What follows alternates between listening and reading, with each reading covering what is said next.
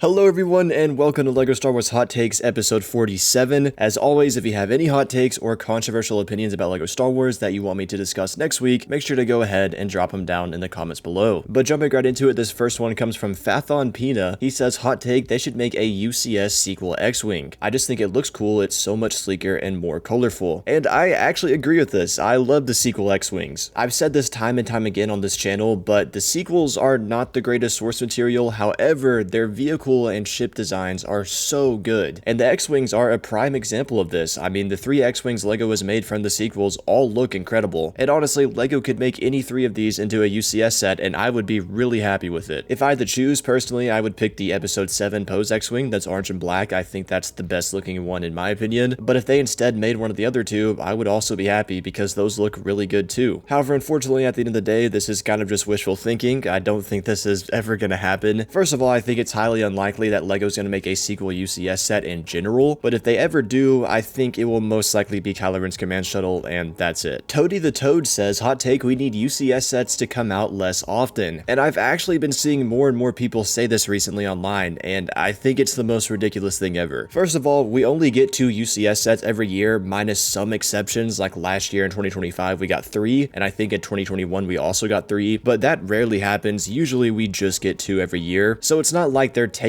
up a lot of slots for what could be other sets, because there's literally only 2 a year, which isn't much when you compare that to the total amount of Star Wars sets that LEGO releases every year, which is like 30 to 40. And also, not to mention, there are other sub-themes that are not near as cool as UCS sets, like buildable characters, for example, that get way more than 2 sets a year. I mean, last year in 2025, we literally got like 5 buildable characters. And then on top of that, there's other sub-themes like mini-scale and helmet sets. So yeah, I think that out of all the sub-themes for Star Wars that LEGO makes, saying that UCS sets should be the one that gets less sets is kind of ridiculous when you have ones like buildable characters getting literally 5 every year. And then furthermore, UCS sets are literally the original LEGO Star Wars sub-theme, like they're the OG. LEGO introduced them in the 2nd year of Star Wars in the year 2000. They were literally the first sub-theme, and because of that, in my head, they're not even comparable to all these new ones like the helmet sets and the buildable characters and the midi-scale or whatever. Renee, I hope that's how you say your name, he says, hot take, the Shadow ARF Trooper is overrated. It's not a new unique clone and it has very plain printing and no leg details at all. Well, I'm gonna have to disagree at the part where you said it's not a unique clone, because I honestly think it's probably the most unique clone trooper LEGO has ever made before. But as for the rest of your comment goes, I mean, yeah, I guess you could say it's kind of overrated, but at the same time, like, I honestly don't really think it is. There's just something about Shadow Troopers of any kind. I mean, the Shadow ARF Troopers, Shadow Stormtroopers, there's just something about taking a character with all white armor and then inverting the colors to have black armor with white lines. I mean, that's why all of us like Shadow Stormtroopers, that's why the Shadow ARF Trooper is really cool, and that's why custom figures of Shadow Clone Troopers are really cool. I mean, there's simply just something about Shadow Troopers, man. I can't really put it into words. I mean, you kind of just understand it or you don't understand it. You did mention leg printing though, and I do think this figure definitely could have used some. BB Brick Studios says, hot take, printed waist capes look worse than helmet holes. And